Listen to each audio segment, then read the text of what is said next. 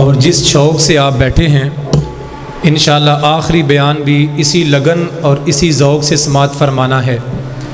اگر آپ توجہ فرمائیں تو میں آخری گفتگو سے قبل ایک چھوٹی سی حدیث بیان کر دوں کہ آپ وقت نکال کے آئے، یہاں بیٹھے، تشریف لائے، آپ کے اس بیٹھنے اور اس یہاں آنے کا کس قدر اجر اور ثواب ہے۔ بات توجہ سے، رحمت کائنات جناب محمد الرسول اللہ صلی اللہ علیہ وسلم نے فرمایا کہ جو اللہ کے گھر میں آیا دین سیکھنے یا سکھانے کے لیے، یہ دین کی بات سننے کے لیے اللہ کے گھر میں بیٹھا، جب یہ اٹھ کے جائے گا اللہ اس بندے کو مکمل حج کرنے والے کے برابر اجر عطا کرے گا۔ ہمارے آج کی اس محفل کے مہمان خصوصی بہت ہی قابل قدر نوجوان اسلامی اسکالر محترم جناب الشیخ حافظ محمد یوسف لاہوری صاحب، میں ان کو بڑے ہی ادب اور احترام سے گزارش کرتا ہوں مائک پہ تشریف لائیں اور عظمت قرآن کے عنوان پر ہم کلام ہوں۔ بہت ہی قابل قدر مہمانان گرامی محترم جناب حافظ یوسف لاہوری صاحب، اللہ تعالیٰ ان کی تشریف آوری قبول فرمائے۔ السلام علیکم ورحمۃ اللہ وبرکاتہ۔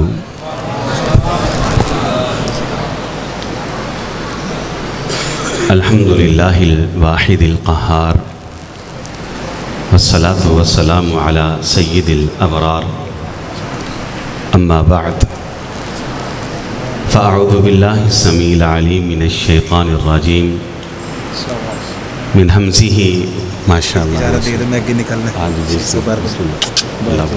بارک اللہ۔ اعوذ باللہ السمیع العلیم من الشیطان الرجیم، ٹھیک من ہمزہ ونفخہ ونفثہ، بسم اللہ الرحمن الرحیم، الف لام میم، ذالک الکتاب لا ریب فیہ ھدی للمتقین۔ گفتگو کا آغاز میں ایک چھوٹی سی مثال سے کروں گا۔ آپ میں سے کوئی بھائی، کوئی دوست، کوئی ساتھی، کوئی بزرگ، کوئی نوجوان ایک کاپی لے، سادہ رجسٹر لے، اس سادہ کاپی اور سادہ رجسٹر سے 2 ورق اتار لے، ایک ورق اتارے اور یوں دائیں ہاتھ میں پکڑ لے، دوسرا ورق اتارے یوں بائیں ہاتھ میں پکڑ لے۔ اب یہ ورق جو اس کے بائیں ہاتھ میں، اسے یوں ہاتھ سے چھوڑ دے، کسی کو کوئی پرواہ نہیں، زمین پہ گرے، کسی کو کوئی فکر نہیں۔ کوئی اس زمین پہ پڑے کاغذ کے ٹکڑے کو ٹھوکر مارے، آپ کو کیا لگے؟ کوئی اس کو پکڑے گٹر کی گندی نالی میں پھینک دے، کچرے میں دے پھینکے، آپ کو اس سے کوئی سروکار نہیں۔ اور یہ جو کاغذ کا دوسرا ورق ہے آپ کے دائیں ہاتھ میں، اب ذرا کوشش کریں کاغذ کے اس ورق کے اوپر چھوٹی سی آیت لکھ دیں، بسم اللہ الرحمن الرحیم۔ اب کچرا تو بہت دور کی بات، پاؤں کی ٹھوکر تو بہت دور کی بات، زمین پہ گرنا تو بہت دور کی بات، میرا آپ کا ضمیر اور ایمان یہ گوارا نہ کرے گا کہ کاغذ کا یہ ٹکڑا اب میرے ہاتھ سے گر نہ پائے۔ ہم اسے تعظیم کی نگاہ سے دیکھیں گے، احترام کی نظر سے دیکھیں گے، اسے توقیر کی نظر سے دیکھیں گے، اسے خوشبو میں معطر کیا جائے گا، اسے الماری کے اندر محفوظ کر دیا جائے گا۔ میرا سوال آپ سے یہ ہے، کاغذ دونوں ایک ہی کاپی سے اترے، کاغذ دونوں ایک ہی رجسٹر سے اترے، ایک کا مقدر پاؤں کی ٹھوکر ہے، گٹر کی گندی نالی ہے، کچرا ہے، دوسرے کا نصیب خوشبو میں معطر ہو کر الماری کے اندر محفوظ ہونا ہے۔ وجہ کیا ہے؟ جواب آئے گا، پہلا کاغذ جیسے ہی کاپی سے اترا ویسے ہی زمین پہ گرا، ویسے ہی اس کو ٹھوکر لگی، ویسے ہی وہ گٹر کی گندی نالی کے اندر پھینکا گیا۔ لیکن یہ جو دوسرا ورق ہے، اس ورق کے اوپر قرآن کی ایک آیت آ چکی ہے، بسم اللہ الرحمن الرحیم۔ اب اس ایک آیت نے اس ورق کو یہ عزت دی ہے، یہ زمین پہ نہیں گر سکتا، یہ کچرے میں نہیں جا سکتا، یہ خوشبو میں معطر ہوگا، پوری عزت و احترام کے ساتھ الماری کے اندر محفوظ ہوگا۔ حضرات، جب قرآن کی ایک آیت نے کاغذ کے ایک سادہ ورق کو یہ عزت دی ہے، بتلائیے کہ جس دل اور سینے کے اندر سارے کا سارا قرآن محفوظ ہوگا، اس انسان کی عظمت کا عالم کیا ہوگا۔ کو معمولی عمل نہیں قرآن مجید کو اپنے سینے کے اندر محفوظ کرنا۔ مبارکباد کے مستحق ہیں وہ ماں باپ، مبارکباد کے مستحق ہیں وہ اساتذہ اکرام، مبارکباد کے مستحق ہیں وہ لوگ کہ جو معاونین ہیں، مبارکباد کے مستحق ہیں وہ لوگ جو علماء پہ مال خرچ کرتے ہیں، طلباء پہ مال خرچ کرتے ہیں، مدارس پہ مال خرچ کرتے ہیں، قرآن مجید کی تعلیم کے اوپر، قرآن کی تعلیم کے اوپر مال خرچ کرتے ہیں۔ مبارکباد کے مستحق ہیں وہ لوگ۔ اب میری گفتگو کا آغاز ہونے لگا ہے، وقت مختصر ہے، چند موٹی موٹی باتیں میں نے آپ سے کرنی ہے۔ پہلی بات، قرآن مجید کے حوالے سے چند باتیں ہیں جس کا شاید ہم کو علم نہیں۔ پہلی بات، قرآن مجید کی طرح اس دنیا میں دوسری بھی آسمانی کتابیں موجود ہیں۔ تورات ہے، انجیل ہے۔ تورات کو ماننے والے یہودی بھی اس دنیا کے اندر موجود ہیں۔ انجیل کو ماننے والے عیسائیوں کی بڑی تعداد دنیا کے اندر وہ موجود ہیں۔ بھلے ہمارا عقیدہ ہے اور ٹھیک عقیدہ ہے کہ تورات بھی منسوخ ہو چکی ہے، انجیل بھی منسوخ ہو چکی ہے، ان میں تبدیلی اور تحریف ہو چکا ہے، کہ ماننے والے موجود ہیں۔ میں ایک طالب علم کی حیثیت سے دنیا یہودیت کو یہ پوچھتا ہوں، چلیں ہم آپ کی تورات اور آپ کے نبی موسیٰ کو ماننے کے لیے تیار ہیں، بس اتنا بتلا دیجئے کہ تمہارے پاس موجودہ تورات کا کو عملی نمونہ موجود ہے۔ جس تورات کی تم دعوت دیتے ہو، کیا تمہارے پاس کو عملی نمونہ موجود ہے کہ جس نے اس تورات پہ عمل کر کے دنیا کے سامنے کو عملی نمونہ پیش کیا ہو؟ کوئی نہیں ہے، ان کے پاس اس تورات کا کوئی عملی نمونہ نہیں۔ دنیا عیسائیت سے پوچھتے ہیں، کیا تمہارے پاس جو انجیل ہے ہم اس کو ماننے کے لیے تیار؟ بتلائیے کیا اس انجیل کے اوپر کو عملی نمونہ تمہارے پاس موجود ہے کہ جس نے اس انجیل پہ عمل کر کے دنیا کے سامنے کو نمونہ پیش کیا ہو؟ جواب آئے گا نہیں۔ اب آئیے، کوئی مجھ سے سوال کرے اور مجھ سے پوچھے، کیا میں جس قرآن مجید کی دعوت دیتا ہوں، میں جس کتاب کی طرف بلاتا ہوں، کیا میرے پاس اس قرآن مجید کا کوئی عملی نمونہ موجود ہے، کوئی پریکٹیکل نمونہ موجود ہے؟ اللہ کے فضل و رحمت سے میں عالمی پلیٹ فارم کے اوپر، انٹرنیشنل پلیٹ فارم کے اوپر پوری دنیا کے سامنے پورے فخر سے کہہ سکتا ہوں کہ ہاں، میں جس قرآن مجید کی دنیا کو دعوت دیتا ہوں، میں جس کتاب کی دنیا کو دعوت دیتا ہوں، میرے پاس اس کتاب کی ایک ایک آیت کے اوپر، ایک ایک حکم کے اوپر، ایک ایک آیت کے اوپر عملی نمونہ جناب محمد کی شکل اور صورت میں موجود ہے علیہ السلام۔ ہمارے پاس یہ عملی نمونہ موجود ہے کہ جس نے قرآن مجید کے ہر حکم پہ عمل کر کے، ہر آیت پہ عمل کر کے دنیا کے سامنے ایک نمونہ پیش کیا۔ اور آپ کو علم ہے، یہ جو کلام اللہ کے اندر بات موجود ہے، لَقَدْ كَانَ لَكُمْ فِي رَسُولِ اللَّهِ أُسْوَةٌ حَسَنَةٌ، کیا ترجمہ ہے اس کا؟ کہ تمہارے لیے اللہ کے رسول کی زندگی کیا ہے؟ بہترین۔ کیوں اللہ نے کہا ہے؟ آپ کو علم ہے کیوں اللہ نے کہا ہے کہ تمہارے لیے رسول کی زندگی ایک نمونہ کی حیثیت رکھتی، اسوہ حسنہ کی حیثیت رکھتی؟ وہ اس لیے کہا کہ محمد الرسول اللہ صلی اللہ علیہ وسلم پوری تاریخ انسانیت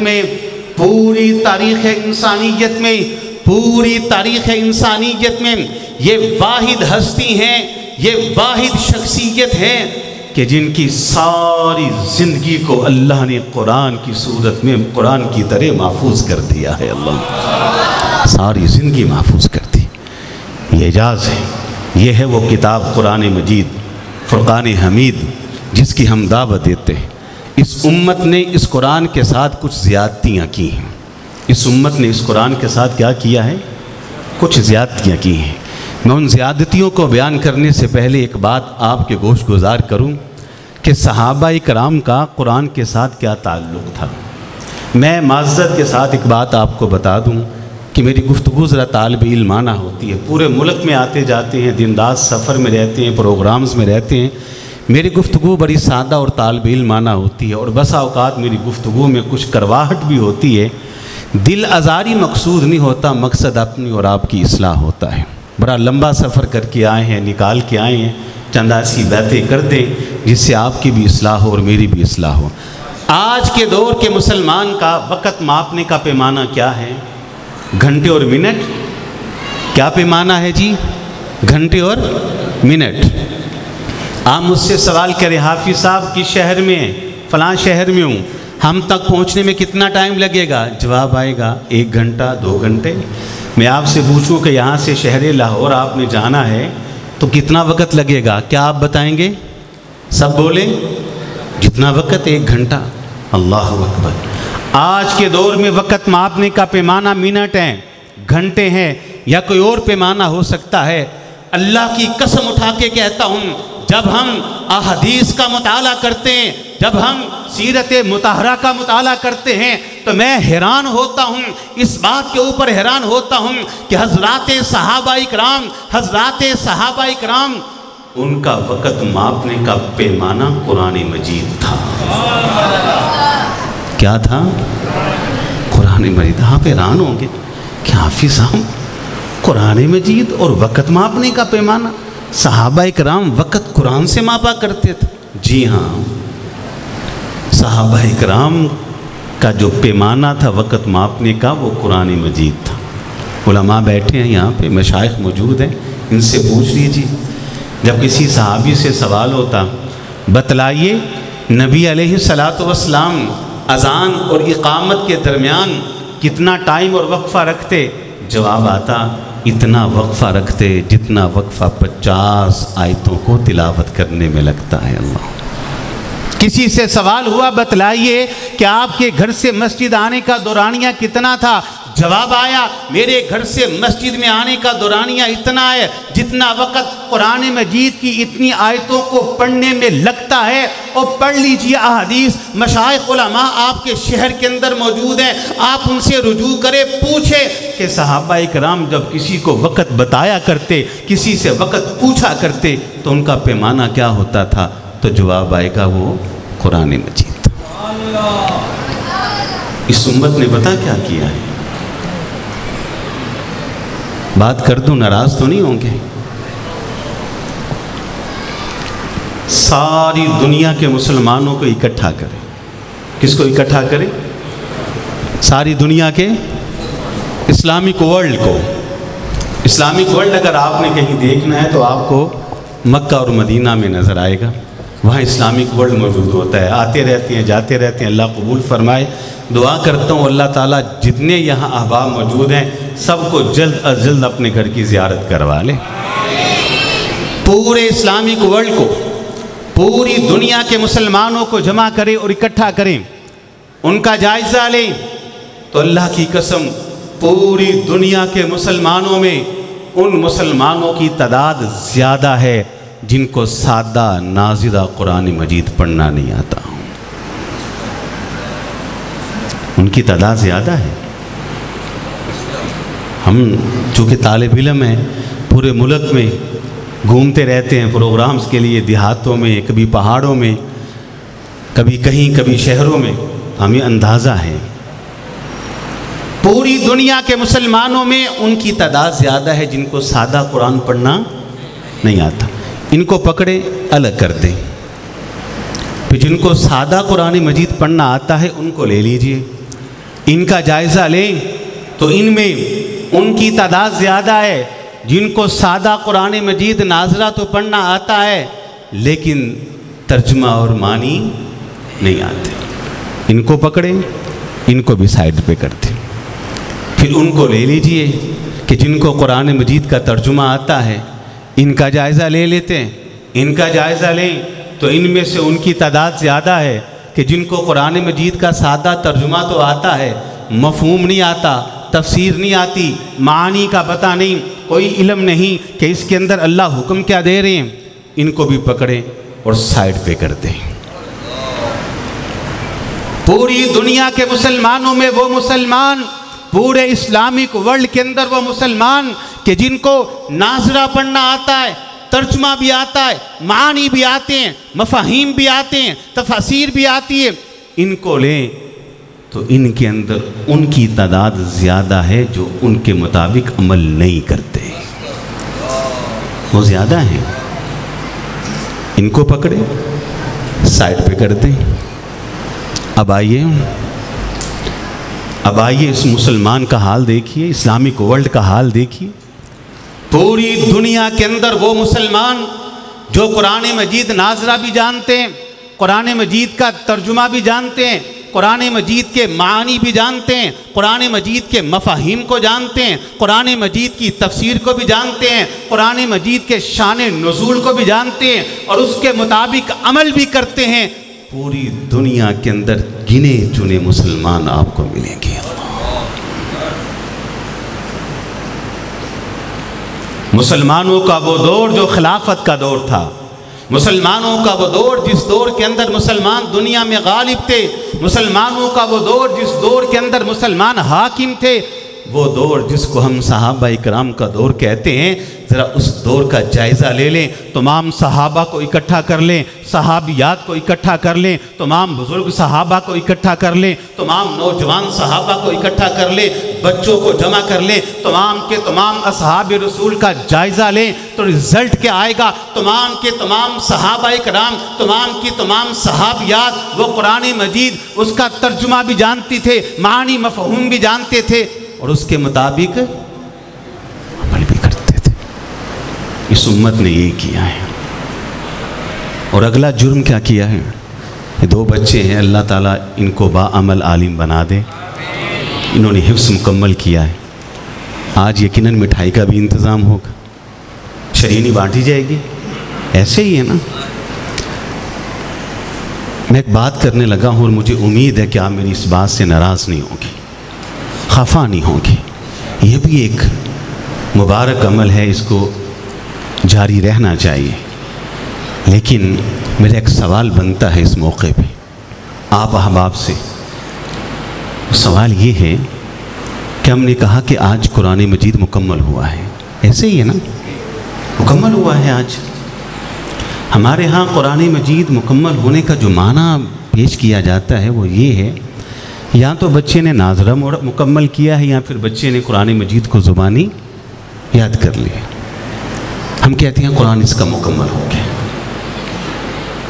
ایسے ہی ہم تقریبات میں جاتے ہیں, گفتگو ہوتی ہے, بیانات ہوتے ہیں, ہم کرتے ہیں, تقاریر ہوتی ہیں, مجمع لگتا ہے. مبارک عمل ہے, میں پہلے کہہ دوں مبارک عمل ہے, اس کو جاری رہنا چاہیے. لیکن جو نقطہ میں بیان کرنے لگا ہوں, جو درد میں رکھنا چاہتا ہوں, جو تکلیف میں آپ کے سامنے بیان کرنے لگا ہوں, پورے ملک میں جائیں, کوئی ایک ایسا ایجوکیشن ادارہ, کوئی ایک ایسا تعلیمی ادارہ, کوئی اسکول, کوئی کالج, کوئی یونیورسٹی مجھ کو دکھا دیجئے جہاں بچہ تعلیم کے لیے جائے اور اردو کے علاوہ کوئی اور زبان میں کتاب پڑھے, گھر آئے اور آ کر محض الفاظ ماں کو سنا دے اور ماں کہے کہ تو نے کتاب کو مکمل کر لیا. میں مثال دیتا ہوں. پہلے دن بچہ اسکول میں جاتا ہے, آپ بیچتے ہیں, میں بیچتا ہوں, اپنا بیٹا اپنی بیٹی. بچہ اسکول میں گیا, بیٹی اسکول میں گئی, واپس آئی, اس نے آ کر کہا APPLE apple, DOG dog, BIRD bird, CAT cat, ELEPHANT elephant. وہ سناتا جائے Z تک تمام الفاظ آپ کو سنا دے. کہے گا ماں میں نے پوری کی پوری ABC اور پورے کے پورے الفاظ آپ کو سنا دیے.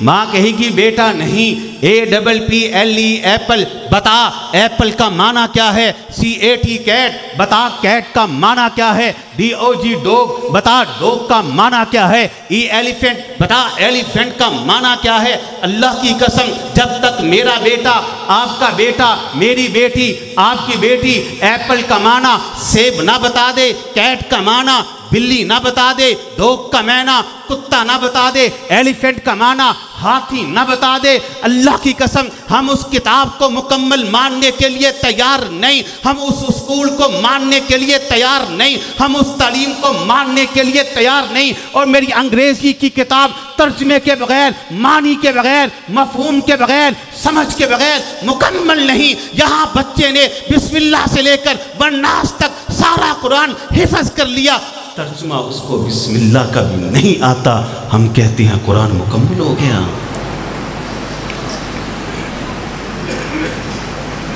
میری انگلش کی کتاب ترجمے کے بغیر مکمل نہیں, میری اسکول کی تعلیم کتاب کو فہم کے بغیر مکمل نہیں. اور میں کہتا ہوں کہ میرا قرآن محض الفاظ رٹنے سے مکمل ہو گیا. اللہ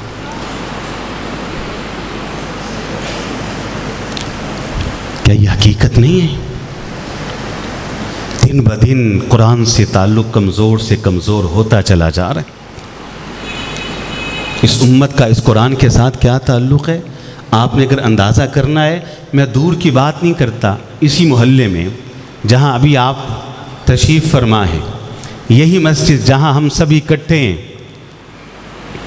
تشریف لائیے, ہاتھ میں قلم پکڑ لیجئے, کاغذ ہاتھ میں پکڑ لیجئے, لا جائیے قاری صاحب سے پوچھئے, بتلائیے یہاں قرآن مجید کی تعلیم حاصل کرنے والے بچوں کی تعداد کتنی ہے, ان تعداد کو گن لیجئے. پھر یہیں کوئی پرائیویٹ سکول ہوگا, چلے جائیے اس اسکول کے اندر اور جا کر پرنسپل صاحب سے ملاقات کیجئے, ان کے پہلو میں بیٹھیے اور ان سے سوال کیجئے کہ اسکول میں پڑھنے والے بچوں کی تعداد کتنی ہے. دونوں کی تعداد جب آپ کے سامنے آئے گی, دودھ کا دودھ اور پانی کا پانی ہو جائے گا کہ اس امت کا اس قرآن کے ساتھ کتنا کو تعلق ہے.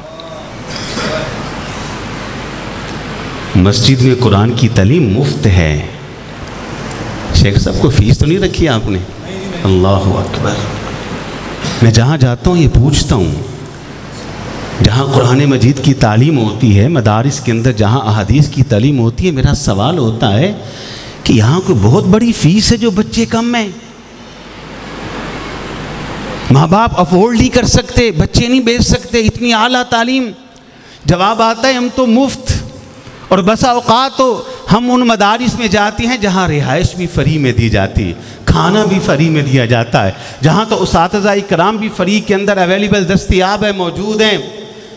اور اللہ کے بندے ہوش کرے, یہ امت قرآن مجید کی تعلیم مفت ہے, ہماری بغل کے اندر ہے, ہمارے مسجدوں کے اندر ہے, ہم دلوانے کے لیے تیار نہیں. اور اسکولوں اور کالجوں اور یونیورسٹیوں کی حالتیں دیکھ لیجئے, وہاں لاکھوں روپے خرچ کر کے کیا تعلیم بچوں کو دلوا رہے ہیں, کیا تعلیم دلوا رہے ہیں. میں کالج کے خلاف نہیں ہوں, میں یونیورسٹیز کے خلاف نہیں, ہم نے خود بھی یونیورسٹیز کے دیکھی ہیں, ہم نے خود بھی ماسٹرز کیے ہیں, ہم ان کے خلاف نہیں, ہم ایجوکیشن کے خلاف نہیں, میڈیکل کے خلاف نہیں, سائنس کے خلاف نہیں, بلکہ میں کہتا ہوں مسلمانوں کو سائنس کے میدان میں گوروں سے زیادہ ترقی کرنی چاہیے. مسلمانوں کو میڈیکل کے میدان کے اندر مغربی لوگوں سے بڑھنا چاہیے. لیکن میں کہتا ہوں قرآن مجید کو اول ترجیح دیں. کیوں؟ پتہ ہے کیوں؟ میں بتاتا ہوں. آپ سمجھتے ہیں کہ یورپ نے ترقی کی, یقیناً ترقی کی. اس نے پرندوں کی طرح فضا میں اڑنا سیکھ لیا, مچھلی کی طرح پانی میں تیرنا سیکھ لیا. لیکن بتلائیے کیا اس تعلیمی ترقی کے ساتھ, اس ٹیکنالوجی کے ترقی کے ساتھ کہیں کو اخلاقی قوت آپ کو نظر آتی ہے؟ اس انسان نے پرندوں کی طرح فضا میں اڑنا تو سیکھ لیا، پانی کے اندر تیرنے والی مچھلیوں کی طرح پانی میں تیرنا تو سیکھ لیا، لیکن اس انسان کو انسانوں کی طرح زمین پہ رہنا نہیں آیا۔ کیوں؟ اس لیے کہ اس ترقی کے ساتھ وہ اخلاقی قوت نہیں جو اخلاقی قوت ایک انسان کو انسان بناتی ہے۔ وہ اخلاقی قوت آپ کو کہاں سے ملے گی جو ایک انسان کو انسان بناتی؟ وہ اخلاقی قوت نہ ٹیکنالوجی کے اندر ہے، نہ سائنس کے اندر ہے، نہ میڈیکل کے اندر ہے۔ اس اخلاقی قوت کو اگر آپ نے حاصل کرنا ہے تو اس کا ایک ہی ذریعہ ہے، وہ ذریعہ قرآن مجید اور حدیث رسول ہے۔ ایک انسان کو صحیح معنوں کے اندر جو چیز انسان بناتی ہے وہ کون سی ہے؟ وہ وحی الہی۔ آپ نے کبھی غور کیا؟ سمجھدار لوگ ہیں کہ اللہ تعالیٰ نے انسانیت اور نبوت کا ایک ساتھ آغاز کیا ہے۔ یہ نہیں ہوا کہ انسانیت کو پہلے پیدا کیا ہے، نبوت بعد میں بھیجی ہے، یا نبوت پہلے بھیجی ہے، انسانیت بعد میں آئی۔ نہیں، اس دنیا کا پہلا انسان پہلا نبی بھی ہے، اس دنیا کا پہلا نبی ہی پہلا انسان ہے۔ مطلب انسانیت کے ساتھ یہ ایک نظام دیا، وہ نظام وحی کا نظام ہے، وہ نظام نبوت کا نظام ہے، وہ نظام انسان کو انسان بنانے کا نظام ہے، وہ نظام اخلاق سکھانے کا نظام ہے۔ آج اس نظام کو ہم نے تہو تیگ کر دیا، ہم یورپین کے پاس جاتے ہیں، مغربی تہذیب کے پیچھے بھاگتے ہیں۔ بھاگ لو جتنا بھاگتا ہے، انسان بننے کے لیے قرآن پڑھنا پڑے گا، حدیث پڑھنی پڑے گی، حدیث اور قرآن پڑھنا پڑے گا۔ اب اگلی بات اس قرآن کے حوالے سے، اللہ اکبر، اللہ اکبر۔ حافظ صاحب نے مجھے فون کر کے کہا تھا یہ بات آپ نے ضرور بیان کرنی ہے، اللہ ان کی محبت قبول فرمائے۔ آخری بات ہے انشاءاللہ، میری 31 منٹ ہو گئے، 9 منٹ کے اندر میں نے اپنی بات کو مکمل کرنا ہے انشاءاللہ۔ 40 منٹ کا ٹائم ہے میرا، 31 منٹ ہو گئے اور پتہ بھی نہیں چلا، یہ آپ کی محبتیں ہیں۔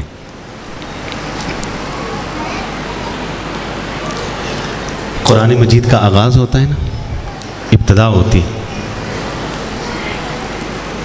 الحمدللہ رب پڑھیں الحمدللہ رب حدیث میں الفاظ ہیں، اللہ فرشتوں کے سامنے کہتے ہیں حامدانی عبدی، فرشتوں دیکھا میرا بندہ میری حمد اور تعریف کر رہا ہے، معروف حدیث ہے۔ پھر بندہ کہتا ہے الرحمن الرحیم، اللہ کیا کہتے ہیں اثنا علی عبدی، اب میرا بندہ میری ثناخوانی کر رہا۔ پھر بندہ کہتا ہے مالک یوم الدین، مالک کہتے ہیں مجدنی عبدی، دیکھو میرا بندہ میری بزرگی بیان کر رہا۔ بندہ کہتا ہے ایاک نعبد، اے اللہ تیری حمد کر کے، تیری ثناخوانی کر کے، تیری بزرگی بیان کر کے اعلان کرتا ہوں آج کے بعد صرف تیری عبادت کروں گا۔ وَإِيَّاكَ نَسْتَعِينُ، آج کے بعد صرف تجھ سے مدد مانگوں گا۔ اللہ کہتی ہے اچھا یہ بندے تو نے میری حمد کر دی، ثناخوانی کر دی، میری بزرگی بیان کر دی، جب آج کے بعد تیرا سر صرف میرے سامنے جھکے گا، تیری جھولی میرے سامنے پھیلے گی، تیرے ہاتھ میرے سامنے اٹھیں گے تو مدد مجھ سے مانگے گا، چل مانگ کیا مانگتا ہے، میں تمہیں دینے کے لیے تیار ہوں۔ بندہ کیا مانگتا ہے سنیں ذرا، بندہ کہتا ہے اہدی، اللہ مجھ کو ہدایت چاہیے، الصراط المستقیم، اللہ مجھے سیدھی راہ چاہیے، صراط الذین انعمت علیہم، ماضی میں جن قوموں کے اوپر جن لوگوں کے اوپر آپ کے انعامات کی برکھا برستے رہی، مجھے ان کی راہ پہ چلنا، انہی انبیاء صلحاء شہداء صالحین صدیقین، غیر المغضوب علیہم، اے اللہ ماضی میں جن قوموں کے اوپر تیرے عذاب کا کوڑا برستا رہا، ٹڈیوں کے عذاب آتے رہے، جوؤں کے عذاب آتے رہے، مینڈکوں کے عذاب آتے رہے، خون کے عذاب آتے رہے، طوفانوں کے عذاب آتے رہے، پتھروں کی برسات ہوتی رہی، جنہیں زندہ زمین کے اندر دھنسا دیا گیا، جن کا اوپر پتھروں کی برسات کر دی گئی، جن کے وجود کو دنیا کے اندر سے مٹا دیا گیا، جنہیں نیست و نابود کر دیا گیا، اللہ مجھے ان قوموں کی راہ پہ نہیں چلنا۔ وَلَضَّالِّينَ، اے اللہ ماضی میں جو قومیں گمراہ تھیں اللہ مجھے ان کی راہ پہ نہیں چلنا۔ اللہ کہتے ہیں اچھا اہدی، تمہیں ہدایت چاہیے، الصراط المستقیم، سیدھا راستہ چاہیے، صراط الذین انعمت علیہم، تو منعم علیہ لوگوں کی راہ کا خواہش مند ہے، غیر المغضوب علیہم تو بچنا چاہتا ہے ان لوگوں کے راستے سے جن پہ میرا عذاب اور عذاب کا کوڑا برستا رہا، ولا الضالین گمراہی سے بچنا چاہتا ہے۔ تو اس کا جواب سن جواب، اللہ کہتے ہیں اگر ہدایت چاہتا ہے، صراط مستقیم چاہتا ہے، منعم علیہ لوگوں کی راہ چاہتا ہے، مغضوب علیہ لوگوں کی راہ سے بچنا چاہتا ہے، گمراہ لوگوں کے رستے سے بچنا چاہتا ہے، تو اس کا جواب یہ ہے الف لام میم ذالک الکتاب، پھر یہ کتاب ہے، ذالک الکتاب، پھر یہ کتاب، اس میں ہدایت بھی ہے، ذالک الکتاب اس میں صراط مستقیم بھی، ذالک الکتاب یہ منعم علیہ لوگوں کی راہ بھی بتاتی، ذالک الکتاب یہ مغضوب علیہ لوگوں کے بارے میں پورا ایڈریس دیتی، ذالک الکتاب یہ کتاب ولا الضالین گمراہی سے بچاتی ہے، ذالک الکتاب پھر یہ کتاب ہے، اللہ ذالک الکتاب پھر یہ کتاب ہے۔ ہم اس کتاب سے دور ہوئے، بہت دور ہوئے، بہت دور ہوئے۔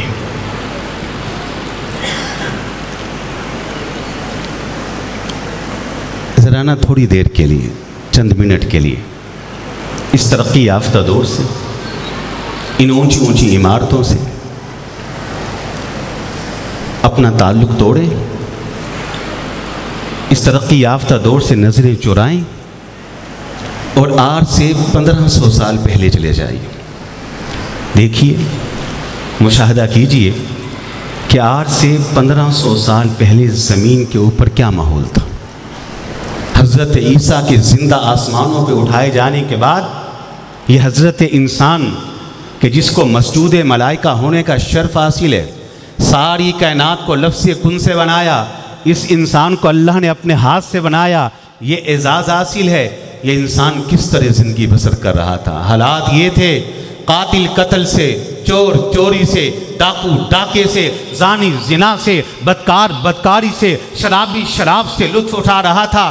اکثر خدائی خدا کو بھول بیٹھی تھی، خدا کا یہ بنایا ہوا سر حجر و شجر کے آستانے پہ جھک رہا تھا۔ یہ نبی آدم کی گمراہی کا ٹھیکیدار شیطان ملعون اپنی کامیابیوں کے اوپر برہنہ رقص کر رہا تھا۔ معصوم بچیوں اور زیر دست غلاموں کی دردناک چیخ و پکار قیامت سے پہلے قیامت صغریٰ کا منظر پیش کر رہی تھی۔ ان حالات کے اندر انسانیت کی رشد و ہدایت کے لیے اللہ نے اگر کسی چیز کو زمین پہ اتارا تو آسمان کی بلندی سے قرآن کی صورت میں قرآن کو اتارا تھا۔ اللہ اس قرآن نے آ کے بتایا، اے انسان تیرے اس دنیا میں آنے کا مقصد کیا ہے، کس نے بتلایا؟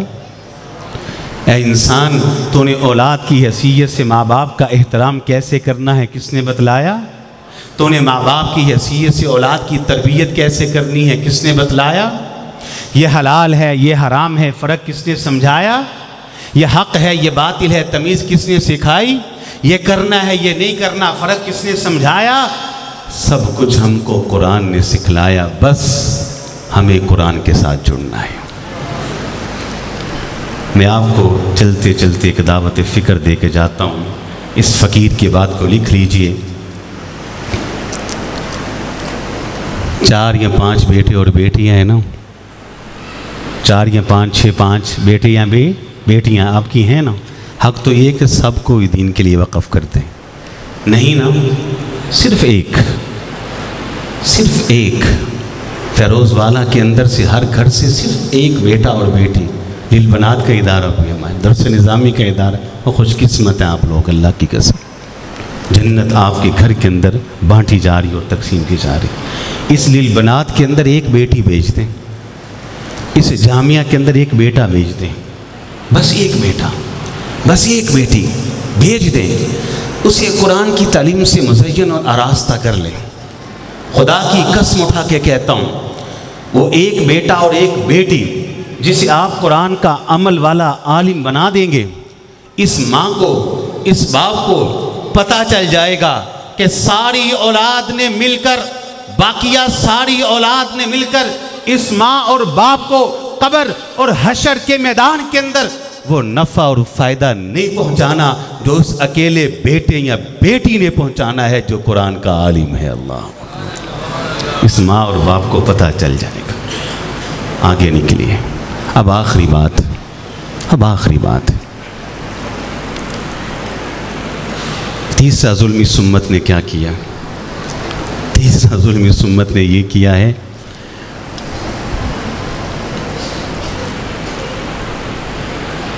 جو ہمارے لائق بچے تھے نا، قابل، جو دیکھنے میں بھلے لگتے، ذہین بچے تھے، ہم نے جب تاریخ پڑھی ہے، سیرت کو پڑھا ہے، تو ہم نے تو یہ پڑھا ہے کہ ہمارے اسلاف جو لائق اور ذہین جو قابل بیٹا اور بیٹی ہوتی، وہ کس کو دیتے تھے؟ وہ قرآن کو دیتے تھے، وہ حدیث کو دیتے تھے۔ ہم نے کیا کیا؟ جو قابل بیٹا تھا میں نے کالج کو دیا، جو لائق بیٹی تھی میں نے یونیورسٹی کو دی، جو قابل بیٹا تھا میں نے دکان کو دیا، کاروبار کو دیا، میں نے بزنس کو دیا، میں نے ٹیکنالوجی کو دیا، میں نے سائنس کو دیا، میں نے دنیا کو دیا۔ جو میری قابل لائق ذہین بیٹی تھی وہ کالج جاتی ہے، وہ یونیورسٹی جاتی ہے، وہ جاتی ہے اسکول۔ مدارس کو ہم نے کون سے بیٹے تھے اور بیٹیاں تھیں؟ اللہ اکبر، اللہ کے بندو، قرآن کے لیے باج کنگ ذہن جو قابو نہیں آتے، نہیں، مزاج بدلیں، اپنے لائق بیٹے قرآن کو دیں، اپنی لائق بیٹیاں قرآن کو دیں۔ دوسرا ظلم کیا کیا؟ یہ صبح سے شام تک کاروبار کرتا ہے، محنت کرتا ہے، مال اس کے ہاتھ کے اندر آتا ہے، آپ سب ناراض نہیں ہونا، بات کرنے لگا ہوں، اس کے پاس مال آتا ہے، اس کے بعد جتنا بھی مال آتا ہے، آج کا مسلمان مال کہاں خرچ کرتا ہے؟ اپنے گھر کے ٹوائلٹ پہ خرچ کرتا ہے، اپنے ڈرائنگ روم پہ خرچ کرتا ہے، نئی گاڑی پہ خرچ کرتا ہے، نران کغان کلام سواد جاتا ہے، وہاں عیاشیوں پہ خرچ کرتا ہے، بیٹے کی شادی کی ہے اس کی برات پہ خرچ کرتا ہے، بانٹ مراسیوں کے اوپر پیسہ لوٹاتا ہے، بیٹی کی شادی کی جہیز کے اوپر خرچ کرتا ہے۔ ہاں، آج کی عورت جو مال اس کے ہاتھ کے اندر آتا ہے، اپنے لہنگے، اپنے لباس پہ خرچ کرتی ہے، اپنے جوتے پہ خرچ کرتی ہے، اپنے بیوٹی پارلر پہ خرچ کرتی ہے۔ آج کا نوجوان یہ مال اپنے موبائل پہ خرچ کرتا ہے، اپنے لباس پہ خرچ کرتا ہے، اپنے ہیئر سٹائل پہ اوپر خرچ کرتا ہے۔ آج کا مسلمان اپنا مال بغاوت میں، نافرمانی پہ خرچ کرتا ہے، مدرسے کے اوپر، جامعات کے اوپر، قرآن کی تعلیم پہ مال خرچ کرتا ہی نہیں۔ اللہ، ٹوائلٹ میں سارے انتظام گھر میں موجود ہیں، گرم سرد موسم کے لیے سارے انتظام گھر میں موجود ہیں، اور مدارس کی حالت جا کے آپ دیکھ لیں، علماء کی حالت دیکھ لیں۔ اور اللہ کے بندو، ہمارے اسلاف جو ان کے پاس محنت کی حلال کمائی آتی، وہ حلال کمائی کو کیا حرام پہ خرچ کرتے تھے؟ ہاں، اپنے اس حلال مال کو حلال یعنی قرآن کی تعلیم پہ خرچ کرتے تھے۔ سارا مال دنیا کے لیے، اور مدارس کو کیا دیا؟ لولی لنگڑی زکوٰۃ بھی پوری نہیں دیتے۔ استغفر اللہ، مدارس کو زکوٰۃ بھی پوری نہیں دیتے، لولی لنگڑی زکوٰۃ۔ وہ پوچھتے ہیں ہم سے لوگ، السلام حافظ صاحب کیا حال ہے؟ ٹھیک ہے، وہ میں مہینے کا 500 روپے دیتا تھا فقیر کو، زکوٰۃ کا وقت آیا کاٹ لوں زکوٰۃ۔ استغفر اللہ، قرض دیا تھا واپس نہیں کر سکتا، طاقت استطاعت نہیں، زکوٰۃ میں کاٹ لوں۔ شیطان کے راستے میں خرچ کرنے کی باری آتی ہے، بڑا دلیر اور بہادر ہے۔ جب اللہ کے راستے میں خرچ کرنے کی باری آتی ہے، آج کا مسلمان فقیر اور غریب نظر آتا ہے۔ خیر، یہ کچھ کڑوی کسیلی باتیں میں نے اپنے مقررہ وقت پہ آپ سے کر دی، بہت ساری باتیں اپنے دل میں خیال کر کے آیا تھا۔ انشاءاللہ زندگی رہی تو پھر ملاقات آپ سے ہوگی، پھر وہ باتیں ہو جائیں گی۔ انہی الفاظ پہ اپنی بات کو مکمل اور ختم کرتا ہوں۔ وآخر دعوانا الحمدللہ رب العالمین۔ یہ تھے محترم جناب الشیخ حافظ محمد یوسف لاہوری صاحب، جو ہمیں قرآن کی طرف دعوت دے رہے تھے، رغبت دے رہے تھے۔ اللہ ہم سب کو قرآن کا حق ادا کرنے کی بھی توفیق عطا فرمائے۔